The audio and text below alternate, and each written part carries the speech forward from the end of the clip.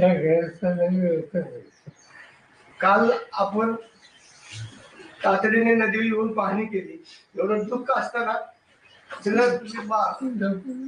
हा जे बोलत तिथं त्या पाण्यामुळे फार लोकांना यातना.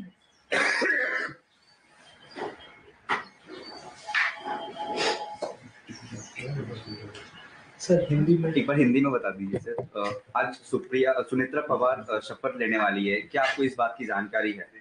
नहीं, तय किया होगा तो उनसे पार्टी ने तय किया होगा, और जो अखबार में आया है इससे लगता है कि पार्टी ने कुछ तय किया है, क्योंकि कुछ लोगों का नाम आया है, जैसे प्रफुल्ल पटेल, जैसे तस्करे, जो उन्होंने इनिशिएटिव लिया है। चलिए इनके पार्टी ने इंटरनल कुछ न कुछ तय किया होगा। कल नरेश अरोड़ा की मीटिंग हुई थी सुनेत्रा पवार के घर। जो नाम लेते हैं उनको जानता है। साहेब, अनेक नेत्यांचं मत असं आहे की दोन्ही राष्ट्रवादीत एक व्हावं आणि दोन्ही राष्ट्रवादी एकत्र आले तर हा गाडा पुढे जाईल.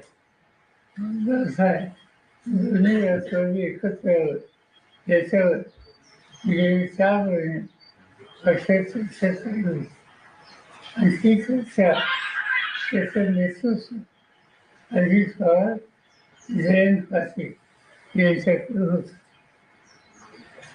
सगळं डिस्कशन या लोकांनी केलं.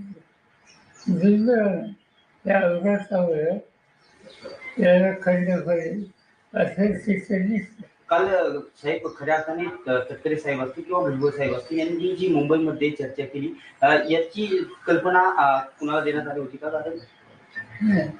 मला माहिती मी आज वाचलं सकाळी. सर आपके परिवार की आपकी बहू महाराष्ट्र की पहली महिला उप मुख्यमंत्री बनेगी। हालांकि अवसर बहुत शुभ नहीं है, पर आप ही की परिवार एक तरीके से ये माइलस्टोन सेट कर रहा है। As a member of the family, what do you think about असं आहे की जर वेळा असं ऑफिसला नाही वेळेला तुम्ही आज ऐसी स्थिति में कैसे सामना करना, इसको ध्यान देना पड़ेगा। और इसीलिए कोई ना कोई तैयार होकर आगे आने के लिए, जिम्मेदारी लेने के लिए तैयार हो, तो इससे हम लोगों को कॉन्फिडेंस मिल सकता है. साहेब, जिल्हा परिषदेच्या निवडणुका झाल्यानंतर या दिल्लीमध्ये आणि राज्यामध्ये वेगळं चित्र दिसत. अशी चर्चा आहे की दिल्लीमध्ये सुप्रियाताईंना स्थान दिलं जाईल केंद्रामध्ये मोठ्या पदावर आणि राज्यामध्ये रोहित पवारला मंत्री पदावर घेतलं जाईल. अशी चर्चा सर आपने बताया कि आपको कॉन्फिडेंस में नहीं लिया गया था एनसीपी के नेता, कॉन्फिडेंस में सुनेत्रा पवार का नाम आगे ढकेलने से हमारा कॉन्फिडेंस में फांसी की उनकी जिम्मेदारी हमारे अलग है। पर क्या आपके परिवार के है, आपका परिवार इसमें काफी क्लोजली इन्वॉल्व है? परिवार की समस्या हो तो साथ देने के लिए है, अगर बाकी परिवार के सुने। पर क्या आपको कोई ऐतराज है सुनेत्रा पवार जी का नाम आगे ढकला गया? साहेब, मंत्रिमंडळाचा आज शपथविधी होतोय, घाईघाईत शपथविधी केला जातोय. आपलं काय मार्गदर्शन? पक्षाने जे काही ठरवलं त्याची परिस्थिती आपल्याला दिसते. अचानक पद्धतीनं सुनेत्रा पवारांचं नाव पुढे येतं. खरं तर हा अपघात अचानक झाला आणि अचानक पद्धतीनं सुनेत्रा पवारांचं नाव उपमुख्यमंत्री पदासाठी पुढे येतं. नेमकी काय कारण तुम्हाला अशी वाटतं की ही कारण असू आणि पक्षाची जबाबदारी करणार असते ते गेले कुणीतरी यायला पाहिजे आणि त्याच्यातून पक्षाने निर्णय घेतलेले. सगळं मान्य आहे, पण किमान दुखवटा तरी पूर्ण झालं पाहिजे. एवढी घाई कशासाठी कोण करताय सगळं? साहेब जयंत म्हणजे पाटील प्रफुल्ल पटेल हे सगळं भाजपच्या सांगण्यावरनं करतात असं एक जयंत पाटील आणि दादांची या सूर समोर येतो. चर्चा सुरू होती, परंतु आता जी राज्यातील घटना परिस्थिती घडत आहे यावरती कोणीही भाष्य करायचं नाही, परंतु शशिकांत शिंदे वेळोवेळी सांगतायत की आम्ही एकत्र येऊन हा निर्णय घेतला होता, परंतु आता जे निर्णय होतात तर काय कसं पाहताय निर्णय? मला एवढं माहिती आहे की आमच्या पक्षात आणि अजितदादांच्या पक्षात एकत्र काम करण्याची प्रक्रिया सुरू करावी, त्याच्यात एक कोर्स होता. सिरीज ऑफ थिंग्स आणि निर्णय आत्ता जाहीर करायचा होता 12 तारखेला. आणि ही तारीख अजितची दिलेली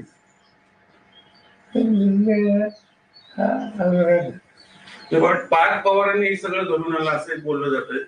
माझे पवार फॅमिली सहमत आहे का सगळ्या एवढ्या काहीशी? असा विषय चर्चा करतो. म्हणजे तुम्हाला वैयक्तिकरित्या तुम्हाला किमान सांगितलं गेलं तरी नाही का की बाबा आम्ही असं असं करतोय? तुमचं साहेब एक मतप्रवाह असा आहे की 10 दिवस जरी या घटनेला अजून होत नाही, तुम्ही असं म्हणताय की कोणाला तरी पुढे येणं स्वाभाविक आहे, पुढे येतील पण ह्या सगळा कालावधी थोडा जर उलटला असता, कारण की ही कार्यकर्त्यांची भूमिका आहे, तुम्ही देखील कार्यकर्त्यांसोबत नेहमी राहिलेला आहात. फक्त हा कालावधी जो आहे हा थोडा जर पुढे गेला असता तर याच्यातनं एक अजून एक पॉझिटिव्हिटी असेल किंवा एक पुन्हा एकदा पक्षाचं नेहमीप्रमाणेच एक भूमिका असेल ती वेगळी राहिली असती असं वाटत नाही. आणि मी तुला स्वच्छ सांगितलं की आमच्या पक्षामध्ये दोन्ही पक्षामध्ये सुसंवाद राहावा यासाठी काँग्रेससाठी चर्चा सुरू होती. आणि ती चर्चा पॉझिटिव्ह डिरेक्शनली होती. अनफॉर्च्युनेटली या आणखी त्याला धक्का बसला. आणखी प्रोसेस अशाच पद्धतीने सुरू राहील असं तुम्हाला आता सध्या परिस्थितीला वाटतं? माहिती सगळी त्याच्यात नाही. साहेब मुद्दा असा आहे, हे प्रश्नच तो आहे की तुम्हाला सगळ्या प्रोसेस मधनं बाजूला ठेवले गेले जाणीवपूर्वक तुमच्या पक्षावर आधी दादांकडे गेल्याने आता सगळं भाजपच चालवणार अशी चर्चा आहे, त्यासाठी हे सगळं केलं घडून आणले गेले. चर्चा तुमच्या मनात आमच्या मग आता हे कशासाठी एवढी घाई कशासाठी? मला काय विचार पवार साहब सुमित्रा नाही तुम्ही सहमत आहात त्या सगळ्या गोष्टींशी? नाही, काही चर्चा नाही, उत्साहच नाही. मग आता दोन्ही राष्ट्रवादी दादांची इच्छा होती, दादांची इच्छा होती ती खुली हवी ही आमची इच्छा. पण आता त्यांची दिसत नाही हे सगळं झालंय त्याच्यावरून असं दिसत. असं काही सांगता येत एकदम सांगतो. साहेब एकंदरीत हा जी परवा झालेली घटना संपूर्ण राज्याला नाही तर देशाला चटका लावून जाणारी आहे. अशा अपघात वारंवार घडले, परंतु बारामतीच्याच ठिकाणी हा दुर्दैवी अपघात घडावा याची तांत्रिक मूल्य काय असावे?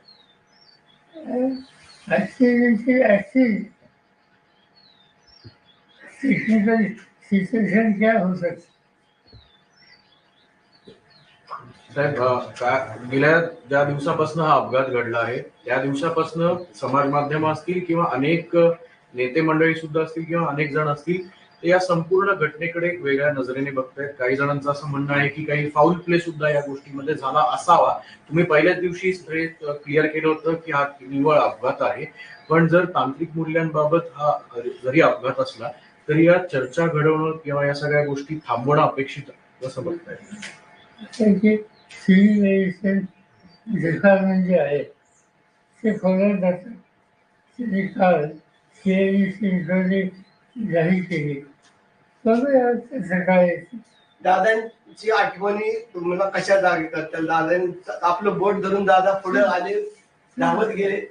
मला सर दादांची इच्छा होती दोन्ही पक्ष एकत्र यावेत, पण आता दादाच नाहीये. मग तिकडनं सगळी मंडळी कोण आता कोणाशी चर्चा करणार? ते ठरवते ना. हा निर्णय ही जी प्रक्रिया त्याच्यात आम्ही तुम्ही मी सांगितलं अजित पवार होते जयंती होते जयंती हे जाऊन विश्वासाची तुला काय करायचं. तर दोन्ही राष्ट्रवादी एकत्र येऊ नये याच्यासाठी पण प्रयत्न त्यासाठी हे सगळं घडवलं गेलं असं एक बोललं जातंय. तुमचं काय काय असेल? बोलणं नसतंय ते आमच्या कारणात आहे. जी मंडळी दोन्ही पक्ष एकत्र आल्यामुळे त्यांचं महत्व कमी होणार होतं त्यांनी हे सगळं घडवून आणलंय असं वाटतं. अशी वाटते की माझ्या त्या साहेब असं पण अनेक म्हणजे तुम्ही सहमत आहात या सगळ्या गोष्टींशी? साहेबांना अंदाज असा होता होता आपण दादांच्या मिटिंग आहे नाही शेवटचा शेवटचं. साहेब भाजपवर दादा एकत्र आल्यानंतर आपण भाजप सोबत चालणार होता का? दादा जर दोन्ही राष्ट्रवादी एकत्र येणार होत्या आणि सत्तेमध्ये राहायचं असेल तर आपण भाजपबरोबर जाणार होता का? भाजपचा काही समान दादा ऑलरेडी भाजपमध्ये आहे तर ते सत्तेमध्ये आहे. आमची जी चर्चा चालली त्याच्यात असा दुसरा पक्ष जसं जाऊन